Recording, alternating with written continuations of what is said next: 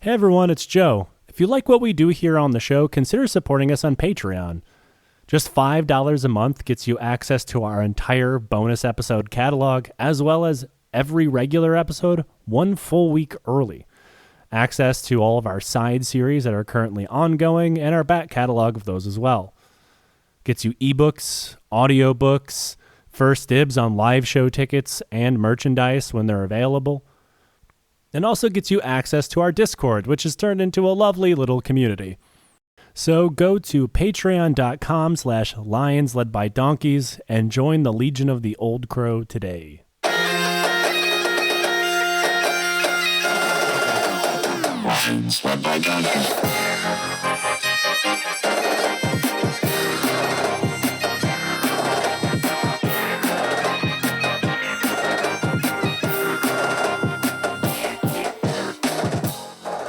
Hello and welcome to the Lions Led by Donkeys podcast. I'm Joe, and with me is Tom. We are the legal representation for the proposed TV pilot, Midwest One Piece.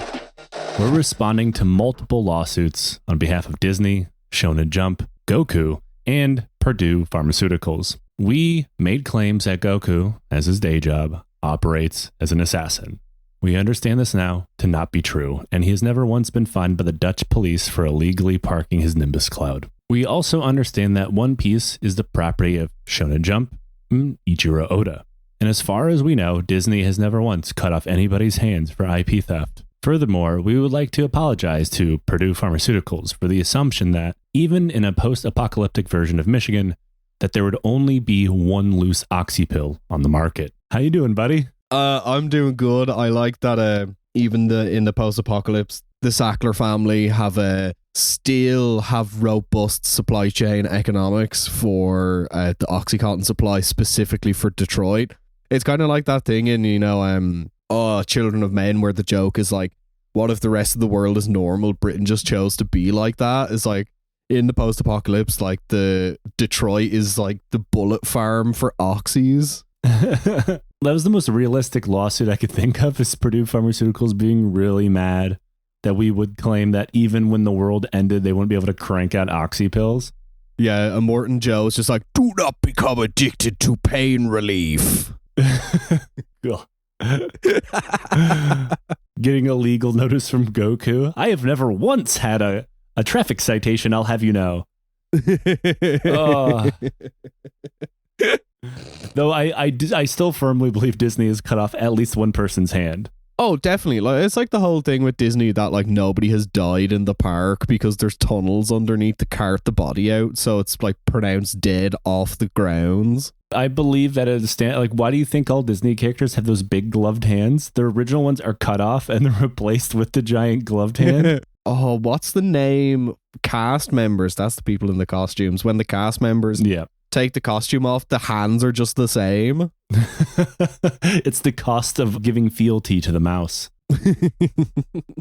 Now, we had so much fun talking about a different siege this month that I figured, why not talk about another one? Because if there's one thing we love on this show, it's sitting behind a wall, debating with our friends over whether we'll be killed via shitting ourselves to death or catching a cannonball to the head, only to have that cannonball comically replace our heads and then us dance around in pain as our hands reach up and touch our new, confused cannonball head while all of our friends point, laugh, and say shit like, oh wow, look at old cannonball head over there. Yeah, I mean, like a circle is one of my favorite shapes and encirclement is one of my favorite military tactics. So what's your least favorite shape? Oh, I would say a nonagon. I don't think shape should have 9 sides. It's fair. Yeah, they should cap out at either 0 being a circle or 4 being a square. I mean, no, a circle has one side. It's just one continuous side. Did you not? Well, actually, no. Asking, did you not do geometry in school is like a moot point because you definitely did not go to that class. No, I didn't. I don't think we had geometry in school. I was thinking rather than sides, like corners. Circles have no corners. Squares have 4 corners. It's the perfect number of corners. Mm-hmm. And then we can get into ranking the triangles. Like, I think an equilateral triangle's pretty good. Isosceles, a little bit overrated. I'm not going to lie. And many people be saying this. Look at that triangle. All gassed up. Engineers sound off in the comments, rate the shapes. Some real tetrahedron heads in the chat. You're welcome to Shape Rating with Joe and Tom. You could tell it's super early in the morning that Joe has had no coffee and I've had way too much coffee and way too many cigarettes to give myself a nicotine headache. So now we're just like riffing on shapes. Look, all things in perfect balance. Mm-hmm. You know, you can't have too much coffee and too much cigarette. You have to have, you know, enough of one and too much of the other. Perfect equilibrium. I have had not either. It's a law of equivalent exchange, but for your bloodstream, I suppose. Yeah, under doctor's orders, I have been told not to drink White Monster first thing in the morning because apparently that's not good for your health. So I've been reduced to drinking Kenko instant coffee. Delicious. See, this is why you ignore doctors and embrace RFK Jr. thought. What has he said now? I mean, I assume he'd be fine with you not only drinking White Monster in the morning, but injecting it directly into your arm. I mean, the last thing I saw him say was like, oh, Americans need to have more saturated fats in their diet. And I'm like, I don't think that's the case. If there's one thing that we have plenty of in our diet in the United States, it is saturated fat. Now, this episode also gives us a chance to talk about a war we've only really talked about twice, and that is the Crimean War. A war probably best known by everybody for the small fact that way more people died of cholera than actual battle. And, you know, that dumb thing that Brits did with horses that one time, and maybe Florence Nightingale. Those are probably the things it's known for the most. The poem, the somewhat emergent collapse of the Russian Empire bourgeoisie in terms of like in Ukraine, the balaclava is named after something that happens in this war that a poem came out of. Loads of weird English guys die. That happened to be one of the few things we have talked about is the charge of the Light Brigade. And it's really, really stupid. I promise one day we'll do a series on the real meat of this conflict, which is mostly cholera. But today we're going to talk about a lesser known battle and one of the last major operations of the war, the siege of Kars. And Kars might be a place where maybe some of you have never heard of it before, which isn't that surprising. It's a city in the South Caucasus, a place most people don't know anything about other than, you know, purposefully misusing the term Caucasian nowadays. Kars is an ancient Armenian city that is one of those places that's so old nobody's entirely sure of its whole history or even where its name originally comes from. There's still arguments about that. But people do know that it is the site of the world's first phone accessory stand. Fuck off. Would you like to buy a faux leather pocket watch case? I'm getting a pop lock for my wristwatch back in the 1800s. By the 800s, it was made the capital of the Kingdom of Armenia for a short time before various invasions started, and long before, surprise, surprise, it fell under the flag of the Turkish Empire. Then it went back to the Armenians and the Georgians for a bit, then back again, spent some time with the Persians, back and forth until the time we're talking about today, 1855, when it fell under the flag of the Holy Mother Moon Turk, the Ottoman Empire. I mean, what is more appropriate than it falling to the Persians and you just have to listen to a guy say, it's like, no, I am not Arab, I am Persian. To be fair, that's a three-way argument in Kars. The Georgians, the Armenians, and the Persians are all trying to insist that no, we're not Arabs. Please look at a map. If you've ever known people from Iran, never call them Arabs. They will be like, no, I'm Persian. I'm like, okay, I learned that pretty quickly. And then you just get hit with Habibi, come to Iran. To be fair, they're not Arabs. I know. They're very different. They're culturally very different. Yeah, I mean, to be fair, I did learn recently that the new term for that particular like area is like, well, a little bit further east is no longer called the Middle East. It's called West Asia. And I'm like, you know what? That actually makes it sense. That's a bit better. It depends on who you talk to. There is... I'm not really going to get into this a whole lot, but specifically in the context of, say, like, because recently California undid a lot of its race-based legislation dating back to the 20s regarding making people effectively legally white, so they would have rights. Mm-hmm. And one of the people they did that with was Armenians. I've heard some people say Armenians were like West Asian people. It's like, no, we've settled this. We are Caucasian. Yeah. We are from the Caucasus Mountains, from the Caucasus region. It's not our fault that you use the term incorrectly. You don't have to give us a new term. We have one for ourselves. Yeah, I mean, like, they put you in the same basket as Jerry Dingleboof, whose like family came from the Netherlands like 300 years ago. It was like, no, I think those two things are different. Yeah, you don't have to change what we are to make yourselves feel better.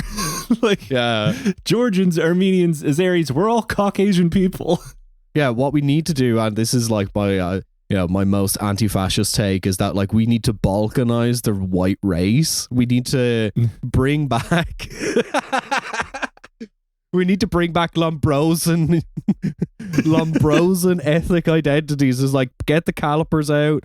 Actually, no, the skull and facial based measuring is not really a good categorization. I think a good categorization is the rug on the floor or on the wall. That's like, have a kind of like a matriculation thing. So it's like, we're kind of filtering where people are from. Is like, is the rug on the floor or on the wall? Do they, drink tea or drink coffee, Hey, spoken like a man with the brain pan of an Ohioan.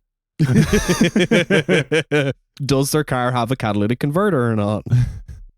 Well, to be fair, my stepdad falls into currently being in that category of not having one, despite the fact it was just stolen from him. I think this is the third time I've told the story, and that's not because I'm repeating myself. It has happened 3 times in a couple of years, to the point he has just stopped replacing it.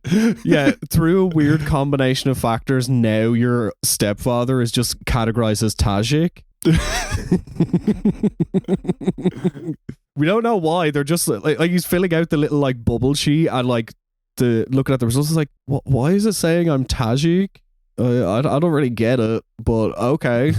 The third time he goes into Automax to get a new catalytic converter or whatever the fuck the O'Reilly's Auto Parts, I think, is in one nearest to his house. They're just like, look, at this point, we just have to give you a Georgian passport. We're sorry. He's going to have to shave his head, learn how to use capsicum peppers correctly. Does he have to get really into wrestling? It's weird. The Ottoman Empire at the time of the Crimean War was an empire in terminal decline. But like we all are during our increasing age, they were in denial. In just the last few decades, they had suffered through the Serbian Revolution, the Greek War of Independence, the constant losses in the field, at sea, and virtually every other way to the surrounding superpowers of France, Britain, and Russia.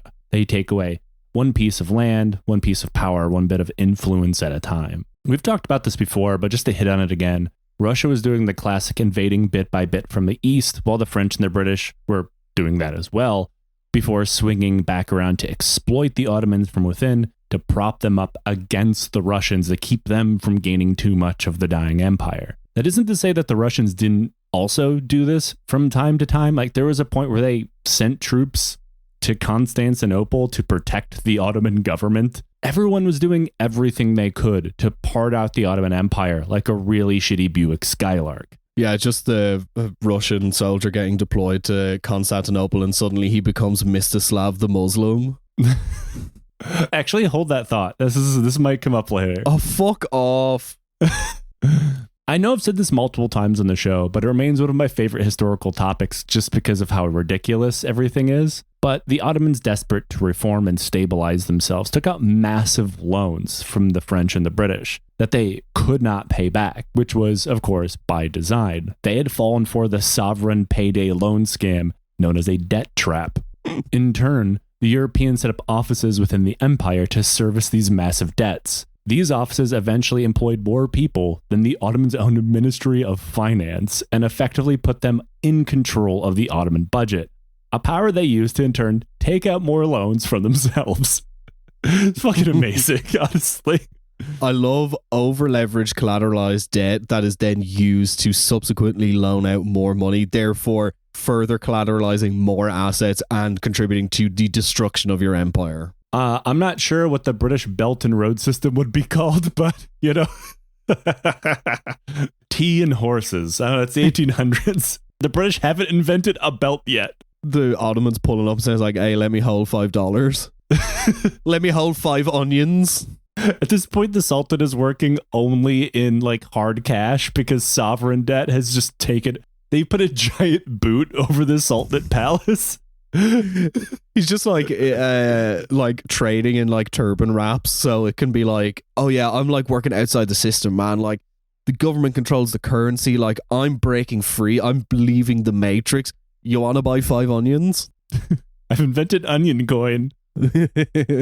One of the major reforms at the time was trying to get the badly out of date Ottoman military up to everybody else's standards. They built their first officers' school, they bought heaps of French hand-me-down equipment, and disbanded, or at least tried to disband, the Janissary Corps to make way for a more professional standing army. The real reason for the disbandment of the Janissaries was rather than an elite fighting force like they were supposed to be, and in fact had been for a very long time, they had, over another long period of time, transformed into something more of like a political interest group similar to that of the late stage Praetorian Guard. Like they kind of leveraged their way into political power, economic power. They were doing everything other than winning battles because they were badly out of date militarily, tactically, equipment-wise, everything. And they refused to change because we're the Janissaries. We control everything. You can't make us change. Yeah, much like today, you have so many American politicians like, yes, I did get my little finger blown off in Afghanistan. Please let me access the nukes. That's right. It would be like if like a Civil War reenactor became the Secretary of Defense and insisted that everybody needed to use muskets still. Yes, bring back the mutton chops. They wielded a ton of power behind the scenes and influenced the Ottoman court. But virtually every time they took the field in battle, doing the job that they were meant for, they got crushed in increasingly lopsided defeats. Though their disbandment was not accepted quickly by them or various other people, this led to multiple rebellions. I'm thinking we're eventually going to do a history of these later at some point. I just wanted to point out that it's kind of too simplistic to just say the Sultan hit the big Janissaries go away button and they all went, aw, and went home. Like, that's not what happened. No. What was birthed out of this was known as the New Order Army, which is a nefarious title given one of the series we've talked about recently. I believe that we should all have big hats and we should be allowed in the deepest core of political life. It's me. I think we should serve the Sultanate forever. I think we should all be given a state issue large boot that we can live in. And this is the sound of thousands of groans of people who thought we were done with the Mickey Mouse voice. No. You're wrong. They would be trained and drilled like European soldiers by European soldiers, and they were even taught French as an operational language, which wasn't super uncommon. Like, remember back to our series on the invasion of by Napoleon of Russia, where the operational language of the Russian officer class was French. This was not uncommon. Frenchmen came in to advise and build new foundries so modern military equipment could be built in the Ottoman Empire. And this process pretty much failed entirely and was abandoned, but restarted at various points by other Ottoman leaders down the line. One of the major hurdles that the Ottomans had to jump with this new professional army was, the institutions to support a standing professional army, which they just did not have. Namely, taxations and payment systems to fund it. This just did not exist yet. So they end up having to build those alongside the new army, which also failed. Corruption was endemic in the Ottoman military and government. Virtually everything was stolen thanks to the fractured nature of Ottoman rule. Depending on the leader of a given area or even the head of a given ministry, people tended to rule those like they were independent and really only paying a tax to the Sultan to prove their loyalty. All while they were parting everything out for themselves. It's interesting when you look at, like, a lot of people will posit World War One as, in terms of like warfare and geopolitics, like the real turning point of moving into modernity in terms of like warfare, combat, political belligerence and stuff. But I think realistically, for me, the real turning point is the Crimean War. It's like when you have, in terms of weaponry, in terms of tactics, in terms of like geopolitics, like it becomes something different than it was before. Especially when you put up the Ottomans, which at the time are considered a world power, alongside their allies, France and Britain in the war, and their enemies, Russia. And you see their struggle to attempt to modernize. You see the struggle of the so-called old world trying to become like everyone else. And you see why a lot of these old structures just couldn't move on. Russia as well, to be fair. A badly out of date bureaucracy, endemic corruption, idiot ass nobles running everything into the ground, generations of missed reforms, botched agrarian reforms, botched civil service reforms, stopping and starting other attempted reforms like the New Order Army, the Tanzimat period in the Ottoman Empire, which we talk about more in the Armenian genocide series. It's all these stopping and starting because nobody will fully commit to reformation because it means not being in complete control, Also as well, like, this is kind of the point of, I would kind of see it as the beginning of the end of like Eurocentric monarchism being very central to the running of the country, but also the military. Like, after this point, like, obviously that bleeds into the 20th century, but like, this is kind of really the beginning of the end, in my mind anyway. I agree with that. I would go further and say, specifically in the context of, say, Russia, that is the real spear in the heart when it comes a couple decades after this in the Russo-Japanese War. That really primes Russia to collapse horribly in World War I. And, obviously World War I puts the true literal stake to the heart of the Romanov dynasty. But I don't think it happens quite like that without the Russo-Japanese War. That's one of my opinions, where the rest of world history looks a whole lot different if Japan gets their teeth kicked in that war and Russia does not. Though I think the old order kind of withstands time a bit better. Yeah, and like the Crimean War is like, look, this is gonna be me like being literary wanker, but like, if you've read like Dostoevsky and Tolstoy, like, you understand like how deeply the Crimean War is like embedded in Russian political life, but like Russian kind of society after the fact. And it really is kind of this almost like malignant tumor that like keeps growing up to the point of like the destruction of the Russian Empire. And I feel I'm belaboring the point not because like I want to sound smart. It's more so like, I think people massively underestimate how important the Crimean War is for like European and kind of Eurocentric geopolitics. And in the context of military history, like the Crimean War was a clusterfuck for virtually everyone involved, to the point that it led to true modern reformations of a lot of old systems. We'll talk about that in this episode as well, where like the Crimean War is the last major war that Britain fights using like the paid commission system, because it was a bit of a controversy, let's say, where, even if you were a very qualified individual, like to say, go to Sandhurst, you had to pay. To get promoted from lieutenant, you had to pay. Like, if you were available for a promotion or showing promise, but you couldn't pay, you didn't get promoted. And that was the true dying gasp of that old system, which had been around for quite a long time. Yeah, and it's really like I suppose you could kind of look at it as like the birthplace of like modern militarism in terms of like the weaponry that's used, the tactics that's used, and like you said, like the command structure is like, this is where it kind of all changes. Yep.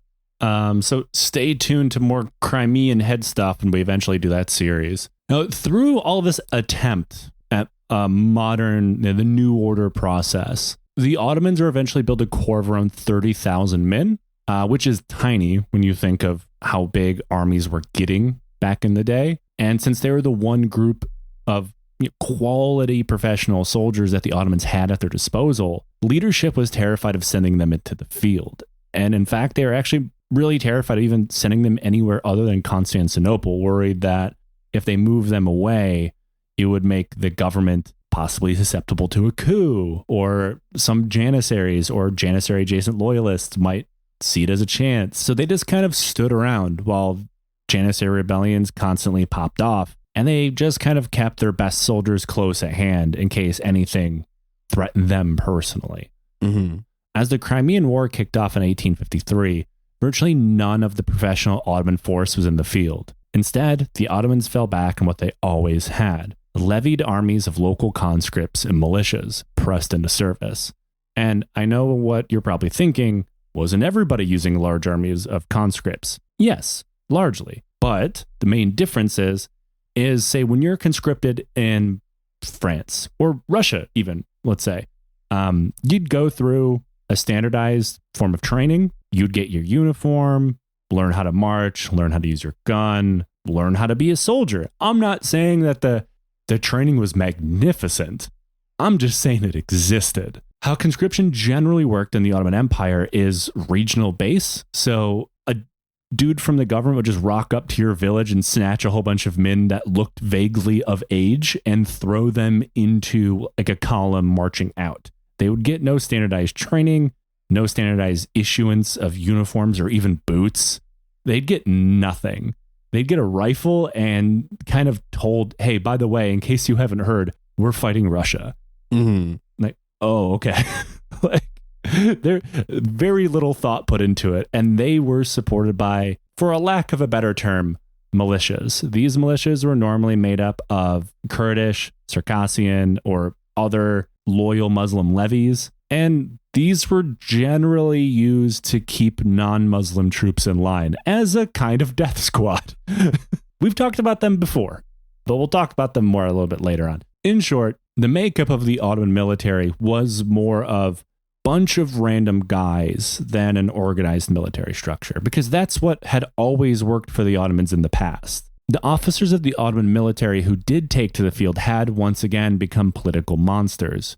Ranks were gained due to favoritism, political maneuvering, bribes, or family connections, more than education or talent. Which isn't to say other countries weren't doing much of the same. Remember, we've just talked about how the British officer system worked. And when they saw that, oh God, this doesn't work in this day and age anymore like it used to, they kind of got rid of it. But the Ottomans, still largely based on favoritism, connections, bribes. Russia, same, but to a lesser extent. The French officer system was probably the best one working in the war, but that one was still kind of clinging on to the days of old. In the context of the Crimean War, this meant that the Ottoman soldiers were simply not prepared for anything. The Ottoman reforms never reached the entire Ottoman military, and as such, the Ottoman military had no organized system for transportation, for supplies, or even medical care. They didn't have field hospitals. So that meant if you got wounded or sick, you either survived on your own or died. Whatever, not the army's problem. I guess we found Turkish RFK Jr., but that's not to say that medical care for soldiers during the Crimean War or anywhere in the world was wonderful. Like, they still didn't quite understand how to stop the spread or treat cholera, for example. That's famously what Florence Nightingale is known for, amongst other things. Mm-hmm. But, you know, if you catch a bullet to the leg or whatever, they could save your life. Your chances were certainly better in a hospital tent than just like sitting out on the Anatolian plain and bleeding out. They had a vague understanding of infection. Yeah, it's not great. It's really, really bad. So in a lot of cases during the war, the Ottoman army was just fully seconded to a European commander. In other cases, the Ottomans just recruited any European with military experience into their ranks with a massively inflated paycheck to make the job seem more appealing. A lot of these guys, most of, if not all of them, came from the professional officer classes of other armies that simply no longer existed, thanks to their army being conquered or whatever, them being a criminal, or being part of a revolt that failed and then they had to run away so they didn't get executed. Which is why a ton of these guys were Hungarian or Polish. As if you think of the years, revolutions of 1848 all just kind of went tits up.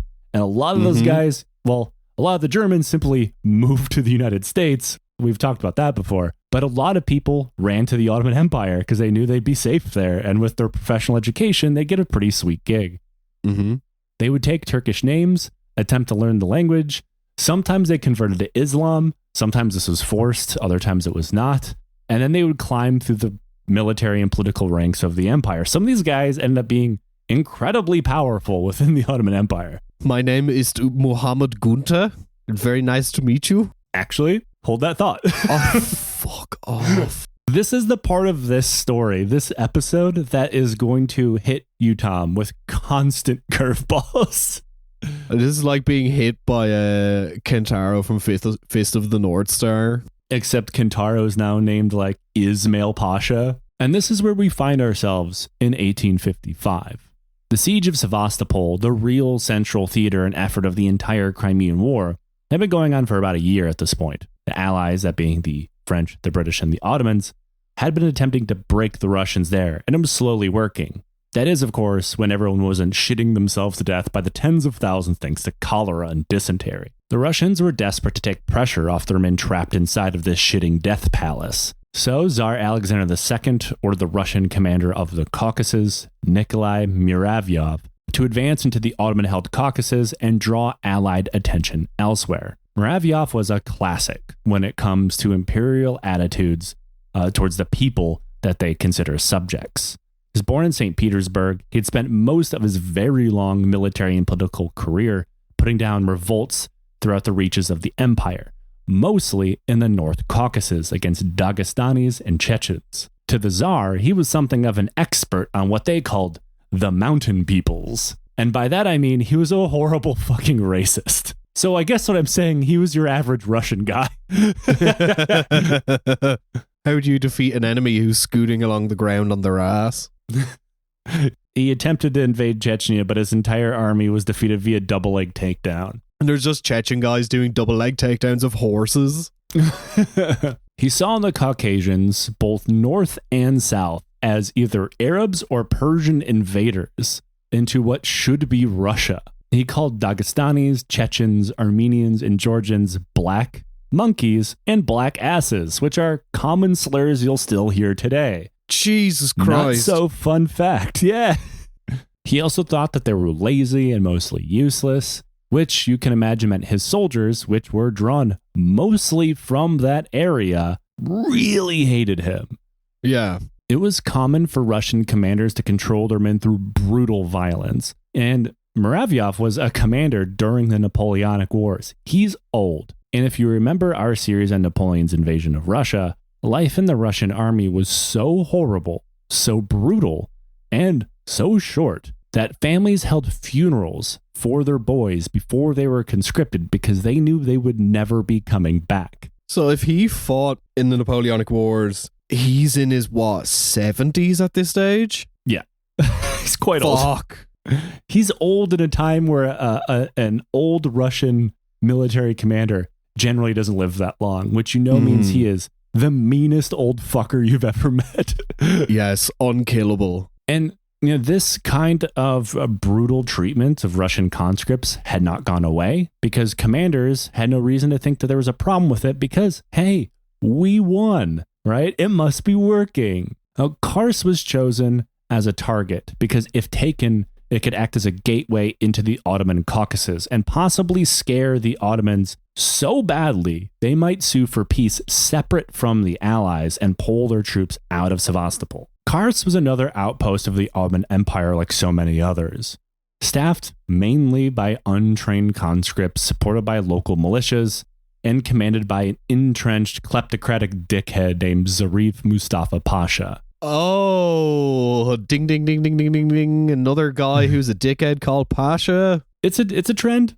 I mean, Pasha is a title, I should point out, for people who don't know, like Ottoman naming conventions. Okay. But if you earn the title, oh boy, are you a real piece of shit. Yeah, if we translate that to America, I suppose it's like, we got General Johnny Big Penis. I mean, if you see someone with the name Pasha, they should be treated with the same level of respect as like CEO or consultant to blank. Like, oh boy, what did you do? How many people did you kill to get here? It was there in 1853 that a British commander was sent to act as an advisor. His name was wonderfully William Fenwick Williams. Oh, Billy What? Williams. It's me, Billy Willis. Jesus Christ, of course, a fucking English guy called Willy Willy is gonna show up. Oh, Willie squared. Williams is part of what the British called their Turkish contingent. This was their organized group of officers sent to the Ottoman military to either advise or just command entirely. And as you can imagine, the British were not going to give the Ottomans the cream of the British crop, let's say, the promising core of up-and-comers in the officer ranks. Instead, the Turkish contingent was mostly made up of British officers who had been serving for decades in India. Say, Willy, you've done your time in India. Will you go deal with the perfidious Turk for us, please? This is not the episode to go into all the horrible shit that British officers in India got up to, but they were stereotypically known in British military circles for being lazy alcoholics who did nothing but spend their careers in easy service, getting drunk, and doing unspeakable crimes to the population that we won't go into. They were given a derogatory nickname to these guys. They were hilariously known as Old Indians, despite the fact that absolutely none of them were actually Indian at all. They were doing the OG Eat, Pray, Love. It was something of an insult because if you wrote out your career in Indian service, like it meant that you weren't a good commander because you weren't commanding anybody. You were mostly just sitting in a very hot office destroying your liver for 40 years and then you die. Yeah, it's kind of like a make work job for like fail zones. Well, it's like what we, Nate and I and a lot of other people on the show have joked about over the years. Like India had to exist as an off valve for like the weirdest people in British society to be sent to. Mm-hmm. Willy was one of those. Who was the last viceroy of India? Everybody's favorite astronaut. In an effort to learn like a bit more technical skills for photography, I have like a workbook that like is used in like college and stuff, and I've been going through it and doing the assignments, and one of them was to look at portraiture done by people throughout, like one artist per decade. And I was looking at one of them and I was like, oh, there's Louis Mountbatten. Nobody likes a surprise Mountbatten. Well, unless you're the IRA. Or the fishes. So on top of being one of these old drunks, Williams was also rumored to be the bastard son of Prince Edward, which would have made him Queen Victoria's half-brother. Now, this is generally considered to be a lie, spread by Williams himself, though nobody could confirm that the lie came from Williams. But when people asked Williams about, are you Prince Edward's bastard son, he would never deny it. I would like to believe because it makes everything funnier. But despite him being, you know, a military afterthought, an alleged alcoholic, and a lazy do-nothing commander, the corruption in Kars garrison was so open and easy to see that even Williams couldn't miss it. For starters, the number of soldiers that were supposed to be in Zarif's garrison were about half of what they were on paper. The reason for that was a classic, time-worn tactic known as ghost soldiering. For people who don't know, that is when a soldier disappears from the rolls, whether he dies, goes AWOL, leaves service, his conscription time is over, whatever. The commander doesn't take them off because the way the payment system works is all the money for the soldier's pay is delivered to the commander. The commander is then supposed to disperse it to his men. So the more people you have on your rolls that don't exist, the more money you get to keep. And also, sometimes he would just invent soldiers that didn't exist at all when he wasn't skimming enough money. Yeah, the most time-honored tradition of soldiers, lying and thieving. Also, I just remembered, do you want to know who took that photo of Louis Mountbatten that gave me a jump scare? Oh no, who was it? It was Yusuf Karsh. I don't know who that is. Our famous American Armenian photographer. Nope, got nothing for you, buddy. Yeah, for fuck's sake. Sorry, Armenian Canadian. That's probably why you don't know. Yeah, I don't know any Canadians, famously. Never heard of a single well-known. I don't think I could name a single famous photographer, regardless of where they're from. It's just because he's Armenian. You people know each other. Yeah, we all know each other. That's why I'm going to fucking Serge Tonkian's house after we're done recording. Yeah, you got some sweet iPhone cases for him. That's right. I'm gonna sell him a fucking fanny pack full of chopped up catalytic converter, you fucking asshole. Shouldn't you be in Boston, you big-headed fuck? Fuck you. But that wasn't the only thing that Zarif was stealing. Due to the Ottoman logistical system being the same as their pay system, which boiled down to just give everything to the commander, he'll pass out uniforms or ammunition or whatever as needed. Not that the commander was also in charge of like the books of keeping all that. He had a quartermaster, but things could only be passed out at the commander's orders. So instead of doing that, he just stole it all. He got first dibs on ammo, clothing, and food, stealing it and then selling it back to civilian camp followers, who then would in turn sell it back to the army, with Zarif making a cut of all of it. All the soldiers like, is Zarif walking around with like golden boots on? I literally got ants on my feet right now. He's got like black leather gloves, a big fat necklace. His horse has got like spinners on it. I mean, look, if you put the spinners on the horses, that mean it's the horseshoes that spin around? It's the whole legs just rotating at the shoulder joint. Oh, and to make matters worse for your everyday soldier in this situation, your direct commander, so your company commander, battalion commander, whatever, they weren't even there. They took command and then just stayed in Constantinople. So they had no food, no clothing for winter, no ammunition. They didn't even have officers, so it's kind of hard to classify this as a garrison of soldiers at all. It's more of just like a militarized squat. Like, they're in a fort. Like, they have to be there, you know? But they have no one in command of them, not really. Like, Zarif is hanging out nearby in a sick palace that he has built out of, I assume, a pile of stolen uniform jackets. When William showed up to the garrison, he was shocked to find them not fighting anybody, but still dying in large numbers due to starvation and exposure to the elements. He was an advisor rather than a direct commander, and when he got to Kars, he was so disgusted by how he saw the Ottoman soldiers were being treated that he wrote to a friend saying that if he was given command, his first order would be to execute every Ottoman officer for what they had done. While he couldn't do that, what he could do was take notes about everything he was seeing and send it off to his commanders in Constantinople or other British military advisors. And eventually, through a year-long campaign of narking on Zarif, Williams was given command of Kars. Unfortunately, he did not go on the hanging spree he promised, but he did fire everyone. Like, for example, all the people that were still in Constantinople, he gave them 1 week to show up to work. And when they didn't, they were all relieved of command. And then he was allowed to replace them all. I hate when Willy Willy's is busting my balls. Getting my willy busted by Willy Willy. Then he went about promoting Ottoman officers he saw as honest, if at least partially competent. He saw men that wouldn't steal being more important than those that would steal, but would have a decent education. Mm-hmm. You know, people who knew how to do their job if you forced them to do it, but would show up to work wearing 10 fur coats and 6 wristwatches. He didn't want those people. He knew your everyday soldier would not like them, would not trust them, would not listen to them. I'm just imagining that scene from Friends where Joey puts on all of Chandler's clothes and starts doing lunges, but it's just a single Ottoman officer wearing an entire battalion's worth of uniforms walking around. 16 pairs of boots, brother.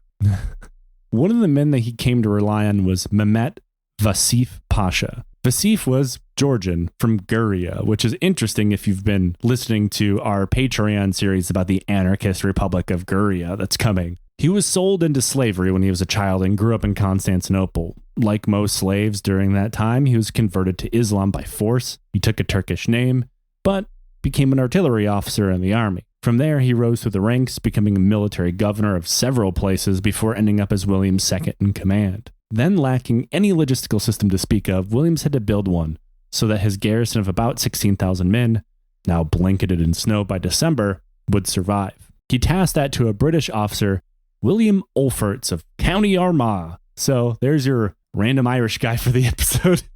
Of course. Well, if he's from Armagh, I don't know if and he's in the British Army, I don't know how much he identifies as Irish. Not going to argue with that at all.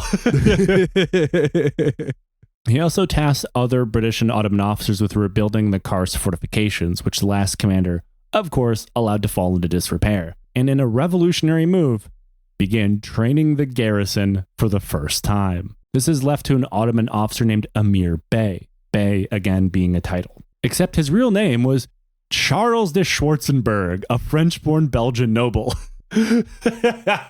Okay, I just got to stop here. I think, the Ottomans, DEI initiative of dying, eating, and invading should not include Belgians. And nothing should include Belgians. It's a hard rule. Now, de Schwarzenberg was from a noble family who managed to go bankrupt, run to Hungary, join the Hungarian Revolution of 1848, get captured by Austria before being released, and then running to the Ottoman Empire because he had nowhere else to go. This is not the weirdest guy who ends up here, I promise. I cannot wait. Just wait. Since it was winter and attacking Kars would be stupid, even for Russians, Williams and his staff spent months preparing for the spring thaw. It wasn't until June 29th, 1855, when the forward elements of the Russian army appeared outside of Kars. The army sent in Cossacks first. I assume because the Cossack commander heard there was a French guy named Schwarzenberg inside and they just could not be contained. Look, that joke would have been funnier if Nate was here.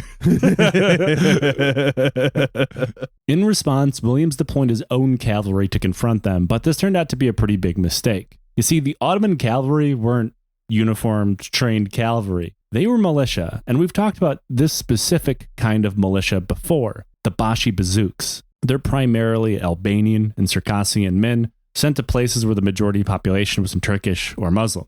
They were a death squad. And like all death squads, they were really not that good at fighting people who would fight back. To make matters worse, they had been completely unwilling to train in the months where every other Ottoman soldier or militiaman in Kars was being put through their paces. So while they rushed out to fight the Russians, they broke at first contact, rushing right back towards the gates of Kars. They abandoned all sense of orders, and rather than try to set up some kind of skirmishing line or really do anything to slow down the Cossack advance, they just smashed into the gate. And when men inside were trying to close it, the Bashi Bazouks just began stabbing at them and shooting them to be forced to be allowed back into the city.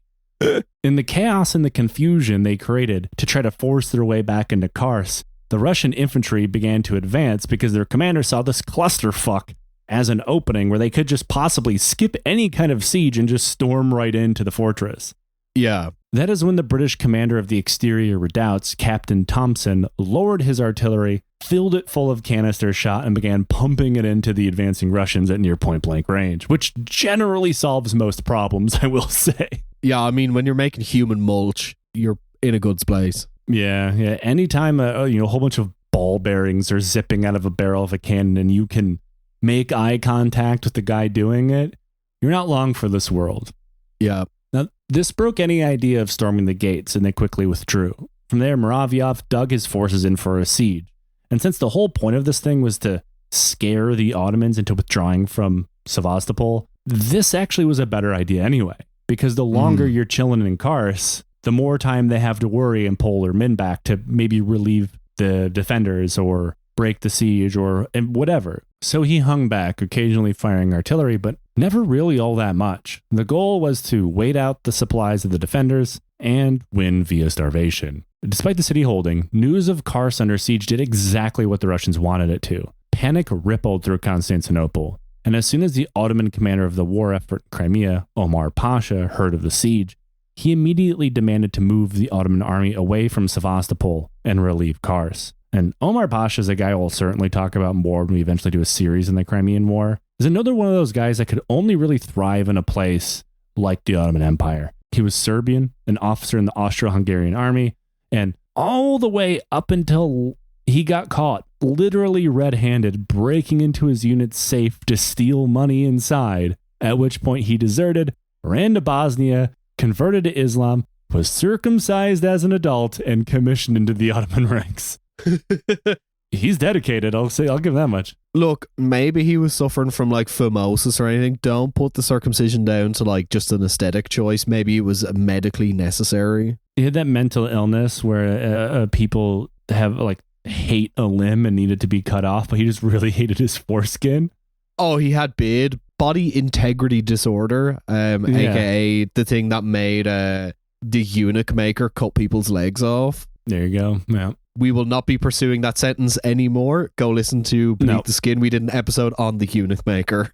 Yeah, go listen to Beneath the Skin. And in case you don't have a map handy, Crimea and the Caucasus aren't exactly neighbors. So it would take some time, and obviously the rest of the allies didn't want Omar to pull his men out of the war, so they purposely began to slow him down, trying to convince him not to do it. In the meantime, the British and Ottomans inside Kars were reinforcing their positions, with construction of trenches, bunkers, redoubts, all being supervised by a military engineer for the first time, Colonel Henry Atwell Lake. In the meantime, the men inside did their best to convince the watching Russians that they actually had no shortage of supplies by constantly building cooking fires, even though they were on strict rations. They would also throw like rotten food into the fires, so the smell of the food would be smelled by the Russians, which, God, that must have really sucked if you were inside the fort being incredibly hungry all the time. And yes, it's rotten food, but it doesn't smell that way once you throw it on the goddamn fire, you know? Like, I want to eat that shitty oozing pork so bad. Yes, it has worms in it. The worms are also a source of protein. Exactly. You have to worm max your way through the siege. Yes, this is the hidden secret of hitting your macros, is you have to eat worms. It's true. I do it all the time. Yeah, have you never heard of Joe just picking a handful of worms out of his bucket of worms he has in his kitchen? Yeah, if you go to a live show, you'll actually see me in an alley lifting up wet stones looking for, worms and bugs that are underneath and just foraging, free protein. Why do you think they call it going for some grub? Exactly. Hey, Pumbaa was onto something. That pig was jacked. Yep. Despite William's best efforts, he had been unable to unfuck the supply situation inside the fort. He discovered another reason for this as the siege locked in around him. The guy he trusted to man the storehouse had been selling off all the stuff he managed to restock since the last thief had been relieved of command. So mad at this and wanting to make an example, Williams had the man taken out back and shot in front of everybody. Didn't believe in magic until he saw his dogs turn into snakes. It's a tale as old as time. Even the people of Kars who had been buying the pilfered supplies were much better off than the garrison defending them, and to his credit, Williams refused to order people to turn over their food to the army. I'm not going to say this out of kindness or empathy or anything. He was being practical.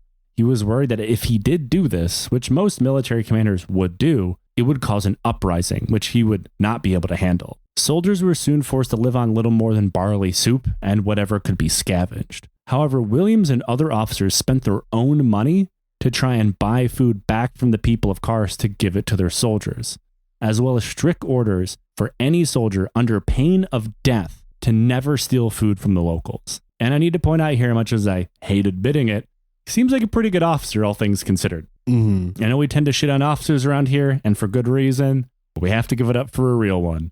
He at least wasn't just like, fuck them civilians, which virtually every other officer we've ever talked about would do. Yeah, pretty much. Now, this dynamic of have and have-nots only lasted so long because eventually the civilians also ran out of food and they were starving right alongside the soldiers. There was nothing for anybody, with everyone scavenging anything edible they could find. And according to the letters of Captain Thompson, during this time he was able to bond with his new Ottoman soldiers by drinking coffee with them, smoking pipes with them, and of course, wrestling shirtless in the trenches. Listen, the three most time-honored Turkish traditions of drinking coffee, smoking cigarettes, and homoeroticism, Imagine you're some poor fucking conscript, somehow surviving in the garrison of Kars, living off of a little more than barley boiled in water, and then every single day, a shirtless, oiled-up British guy would just shoot a double egg on you while you're running off to the trenches to take a cholera shit. I mean, if you're oiled up hitting a double leg, it's like a wave dashing in fucking Super Smash Bros. It's like you're fucking like sliding. The slip and slide through the trenches with your homies. Yeah. But the good times, and by that I mean the times where people were not actively starving to death, would not last past July. Soon, more and more soldiers are being taken to the British field hospital for malnutrition, and at minimum, one man died every day. And of course, disease was not far behind, with cholera sweeping through civilians and soldiers alike. In the desperation of what had to seem like the world's slowest apocalypse for those experiencing it, discipline began to slip amongst a group of militia made up of the Laz people, who are from a coastal Georgia Turkish region. They ignored orders and attempted to rob civilians at knife point because they are known for carrying incredibly large knives. Georgian Bowie knives, if you will. Mm. So, second in command Mehmet and a British major named Christopher Teasdale led his men out to arrest them, which somehow erupted into a knife fight. So, the British officers have swords and the Laz have knives, and they're just stabbing the shit out of each other until eventually the British and the Ottomans win out. The Laz militia leaders are arrested, publicly flogged. One man is shot in front of everybody so everybody could see what happens when you steal from the civilians. And I should point out here, this is certainly the right thing to do given the circumstances. However, it did cause morale within the Laz militias to plummet, seeing how they just watched their leader get his skull ventilated by a guy named Teasdale. Yeah, I mean, like, yeah, you're slurping on that barley juice and you're just like, I'm starving to death for no reason and my boss just got shot in the head. What am I doing here? Yeah, they won't even let me rob people at knife point. So desertion began to become a problem amongst the Laz militias, while people from other units were not too far behind them. Soon, multiple people per night were trying to sneak out of Kars, deciding that taking their chances with the mountains or being captured by the Russians was better than their chances inside the city. Pretty much the entire summer passed this way, with a rare scattering of firefights and an exchange of artillery. But that changed on September 11th, 1855. A different kind of September 11th, since nobody had any planes to crash into Kars yet. Yeah, you're just like stuck inside cars and all you hear is a Russian soldier outside like slurping on some like soup with vegetables in it going, so tasty, so good. Tastes so good in my tummy. Imagine being flexed on by an average Russian conscript because the amount of food that he has. How demoralizing is that experience? They're just like on the other side of the wall waving a carrot at you. Yeah. Covering themselves in beets and mayo, like, damn, we got so much of this shit, we could just waste it. Now, that's because September 11th, 1855 is when the siege of Sevastopol ended in an Allied victory. Word got to the defenders of Kars, who celebrated by firing off cannons in honor of the victory. They didn't even bother to fire them at the Russians because they knew what was the point.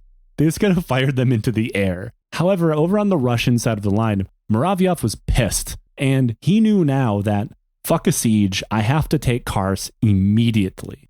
If for anything else at this point, it was to ransom it back to the Allies in exchange for the territory that Russia had lost. September also brought with it the first hints of winter, which the Russians hoped would put them at the advantage, but also knew they did not want to wait out winter, even well supplied outside of a siege. But it did make things in Kars even more miserable, if that was even possible at this point. So he ordered his first all-out assault on Kars on 4 a.m. on September 29th, betting on a blanket of morning fog covering his advance. However, that did not work at all. The fog lifted very early, and Ottoman and British sentries spotted nearly 20,000 men advancing towards the redoubts held by Major Teasdale and General Ismail Pasha. Except, his name wasn't actually Ismail Pasha. His name was Grigory Kmety. He was Hungarian, a general in the Austro-Hungarian army, and fought on the wrong side of the revolution. Once again, you're being defeated by fumbling a baddie and losing the thick fog. I hate when that happens. I was waiting to tell you this, but virtually every Ottoman officer working under Williams was actually Hungarian. What if a Turkish guy was Hungarian? All except one, Nasim Bey, who served directly under Ismail. You want to guess where Nasim Bey was from? Oh, okay. I'm going to operate on like weeb logic and like what is the funniest place that someone could be obsessed with the Ottoman Empire. I'm gonna guess America. Nailed it. What? Dude was from Philly. This is the reverse of everyone being performatively obsessed with Philadelphia and like their football team around the world. Like this guy's like, nah, fuck that shit. I'm gonna be really into the Ottomans. Yeah, he's really into the Constantinople Eagles. His real name was Washington Carroll Tevis. And he probably had the strangest life of anyone in this episode. He was a West Point grad. He fought in the Mexican-American War, converted to Catholicism, which, remember, would be really weird for an American to do back then. Yeah. Got commissioned by the Ottomans. He would survive the Crimean War. He becomes one of the first officers to volunteer for Union service during the outbreak of the American Civil War. He joins the Fenian Brotherhood afterwards. What? He then becomes one of the main planners, organizers, and leaders of the Fenian invasion of Canada. But he wasn't a Fenian brother at all. He was a fucking spy for the British, infiltrating the Fenian Brotherhood from within. It somehow gets weirder. That wouldn't happen if he had actually converted to Islam. It's like, say the Shahada, brother. Like, abide by the 5 pillars. Do not betray your spiritual brothers of Islam, aka the Irish. See, then you know he's really into it, because then he has to do the adult circumcision thing. Yeah. You know? When you commit to that. So after this, he ditches the U.S. again. He goes and joins the Papal Army. He gets knighted by the Pope. He then ditches the Papal Army. Fights for France during the Franco-Prussian War, ditches France, goes to Egypt during the modernization efforts that we've talked about before going back to France to die in 1900. Fucking Christ, dude, pick a struggle. Take a fucking day off, dude. This dude was busy. Jesus Christ. Like, this period, like the kind of last, I suppose, 50 years of the Ottoman Empire just has the greatest collection of guys. You know how we already joked that India is the off-vent for weird British people? But the Ottomans are the off-vent for everyone else.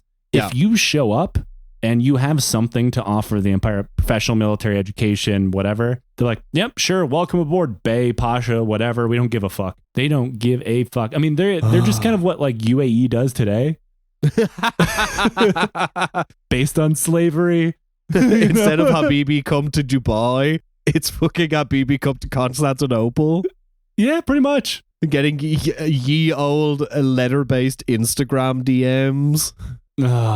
Anyway, back before I fell into the Tevis hole, the Russians were attacking Kars. I should point out here that while Kars was in the mountains, the area where the Russians were attacking from was virtually just an open prairie, meaning they were marching shoulder to shoulder into lines of cannons and trenches in 3 different columns. They didn't even bother to fire a preparatory bombardment before their assault, thinking it wouldn't even be necessary.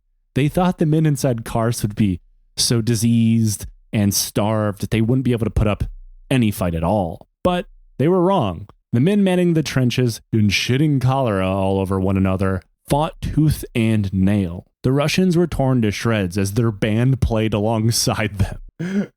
Imagine marching into battle against Kars and your military band is playing All the Things She Said by Tattoo.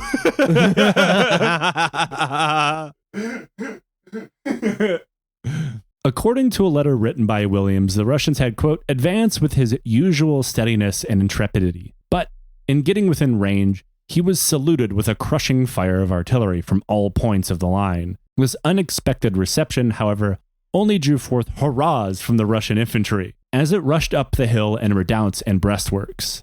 These works poured forth a fire of musketry and rifle, which took such fearful effect on close columns of attack. Yeah, you can't shoot down a human wave attack of Russians when they're jacked up full of tattoo. Mm-hmm. You know, the musket balls running through their head. Yeah, it's okay. You know, you got the Mayo-based super soldiers running you down. It's hard to defeat them. Yep. In a thick enough layer, Mayo will stop a rifle. I mean, what is a human wave if not like a... Well, especially a human wave of Russians is like a wave of Mayo, so... But the Russian columns pressed on, storming over the right and left flanks, going around the central redoubt and advancing on the city of Kars itself. The central redoubt poured fire on them from every angle, while a reserve position, commanded by Colonel Lake, charged directly into the Russian flank and threw them back. But the Russians wouldn't quit, much like the fog. I hate you for putting that in my head again. Fog so thick it won't quit. They kept pressing the attack for 12 hours.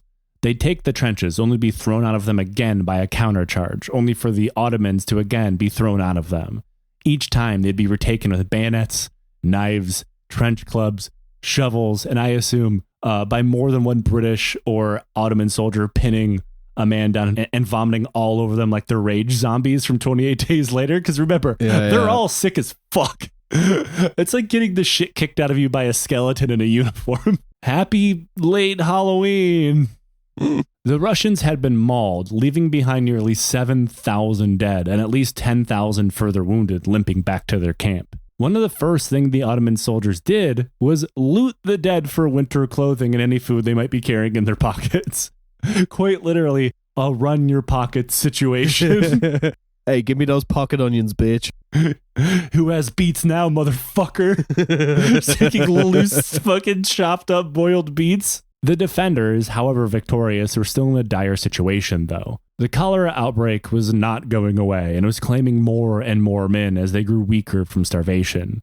The one hospital in Kars had become flooded with civilians and soldiers to the point there wasn't even a place to put them all anymore. Soon soldiers simply crawled off to die alone in abandoned houses like a dog. The only hope of relief, Omar Pasha's army, was too far away to be any help to the men of Kars. As news eventually reached Williams that, rather than marching right for them, Omar invaded Russian-held Georgia, seizing Sukhumi and Megrelia.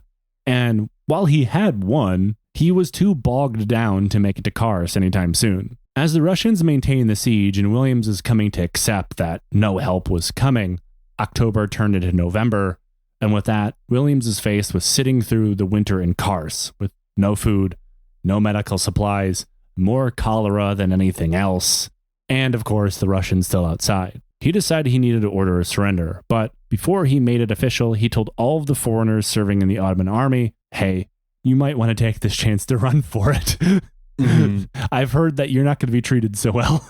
The next morning, he officially offered his surrender to Muratoff. He accepted and sent all the militiamen back home unarmed, keeping only regular soldiers as POWs. Officers were kept in a mansion in Ryazan for the remainder of the war, and were prisoners really in name only. The Battle of Kars became such a well-known event, both in Britain and in Russia, that they were treated like celebrities, with Tsar Alexander II coming to hang out with Williams on a few occasions before he was released in 1856. The POWs were, of course, treated terribly if you were a normal soldier. It goes without saying. Yeah. They were pretty much just put in a fenced zoo for cholera.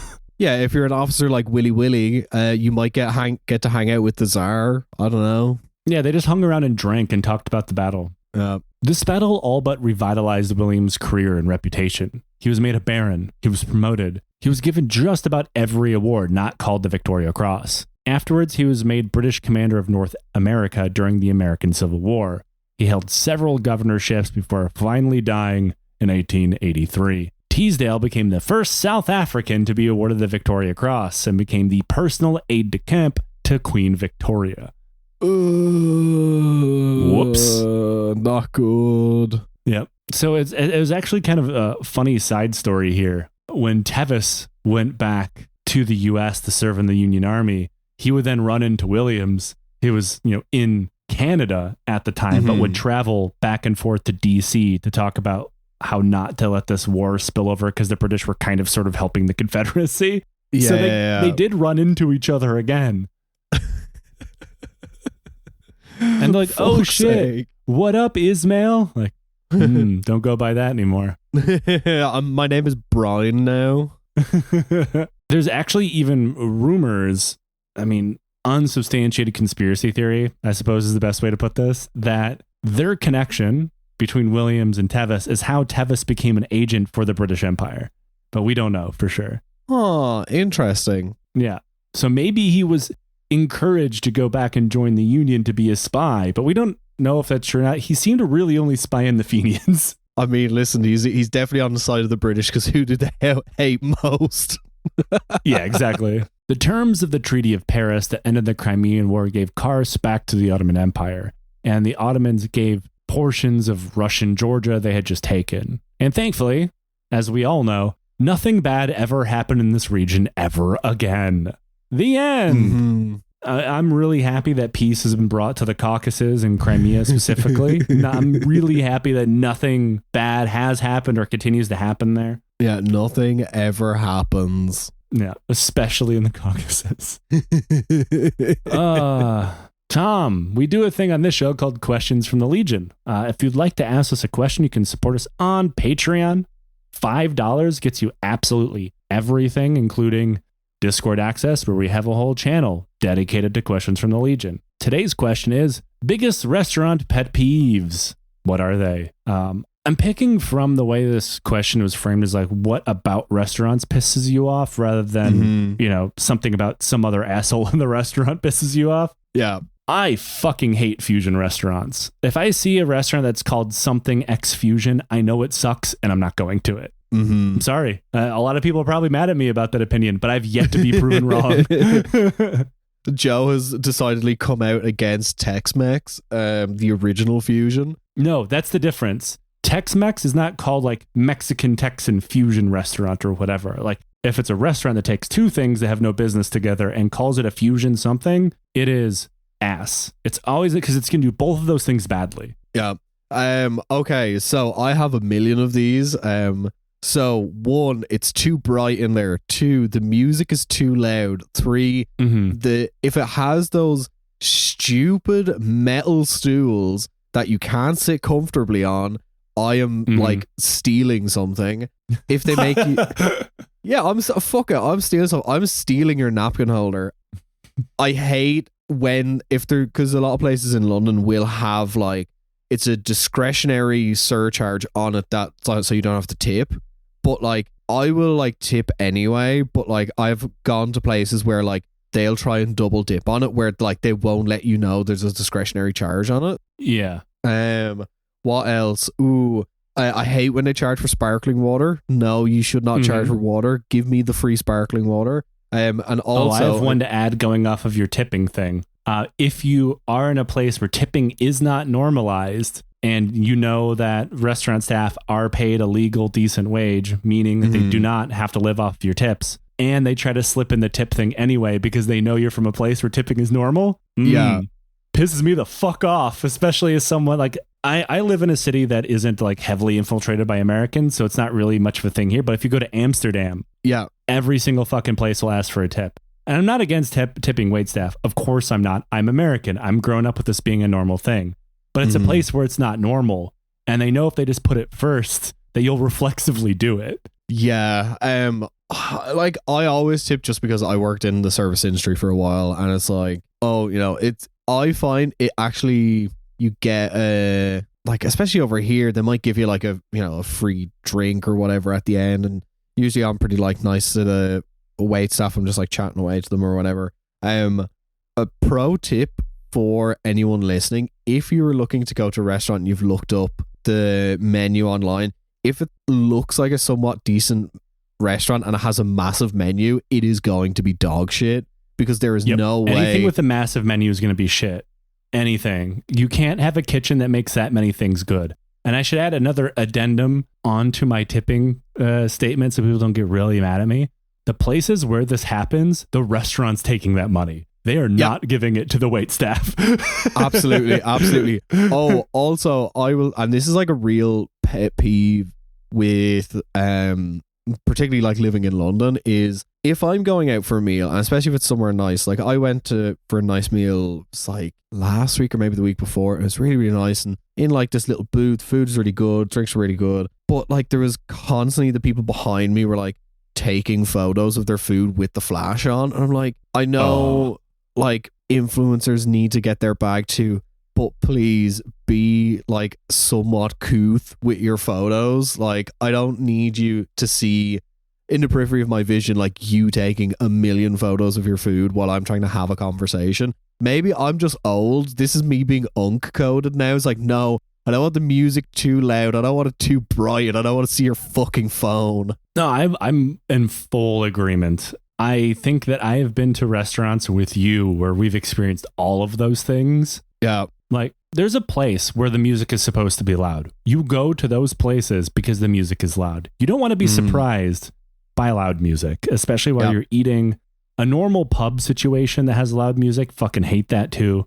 If you're going to loud music, you're going to A, a concert venue, or B, a club. right? Mm-hmm. Like nobody wants to go to a normal ass bar and not be able to hear their friends. That's why you went there and not the other places. Oh, I have even more. I hate smash burgers. I'm sick of smash burgers. I'm sick of paying £15 for what is the equivalent what of is half up with what is up with London and their obsession with smash burgers? It's very weird to me. It's because, like, economically, smash burgers do sell really well.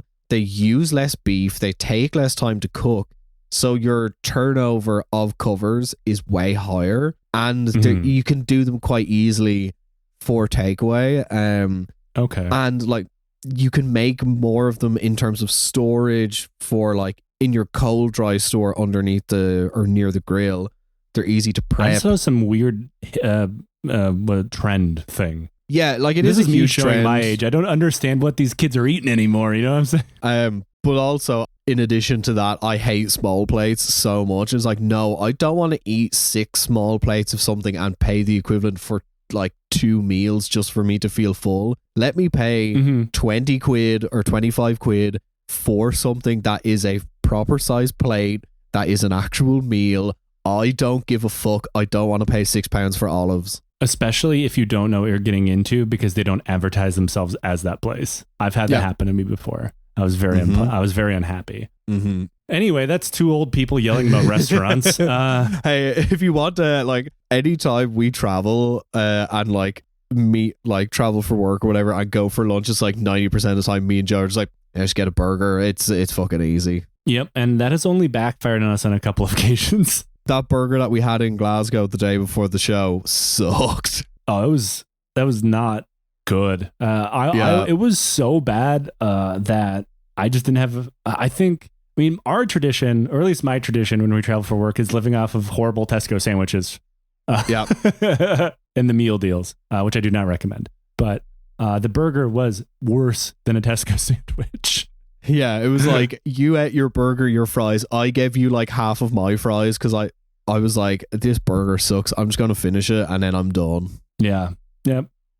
Tom, you host other podcasts. Plug those other podcasts. I am the producer for a new show called Bloodwork. It's about the economy of violence. I am the co-host and producer of Beneath the Skin, the show about the history of everything told through the history of tattooing. You can see my photography at Scam Golden. That is Goldin. It's a joke about Nan Golden. And you can buy my books at beneaththeskinshop.com. And this is the only show that I host. You know the deal. Support us on Patreon. We have multiple different tiers, but $5 gets you absolutely everything. Every normal episode a week early, years and years and years of bonus content, side series like History of Armenia and Lions Led by Robots. It gets you ebooks and audiobooks, gets you Discord access, gets you first dibs on live show tickets and merch when they're available. And it'll get you one handful of raw beats drawn from the pocket of an 1800s Russian soldier while supplies last. So support the show, leave us a review and wherever you listen to podcasts. Until next time, beware the fog.